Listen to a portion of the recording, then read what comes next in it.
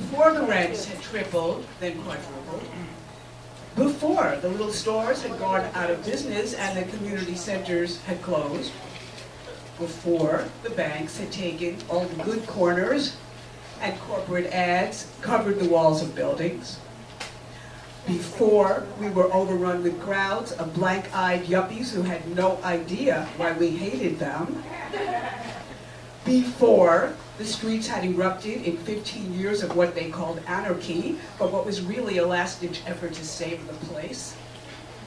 before Mayor Koch had said, if you can't afford Manhattan, move out. Yes, long before that, when rents were so cheap you could flip out, get taken to Bellevue, lose your apartment, and get another one as soon as you came out. When the Lower East Side was full of beats, painters, musicians, the refugee of America, the indescribable and the herausgeworfen. When I, newly arrived among them, wandered the early morning streets, borne deliriously along by the smell of bread baked the night before in the Polish bakeries, ate pierogi with laborers in steamy places along Avenue A, and sincerely believed that around any corner an artist or poet or Zen Buddhist or crazy seer might appear to show me the way, among the ancient tenements where it seemed like the tears of my grandma from Europe had hardly dried.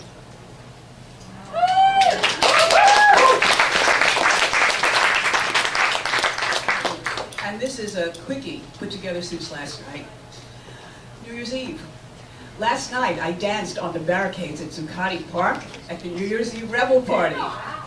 After revelers and revolutionaries ran at the barricades in place since November 17th when OWS was evicted, and toppled them over with big crashes and dragged them into the center of the park, as frenzied police ran around the periphery trying to plug the holes, creating holes in the police line and further opportunities to pull down the barricades,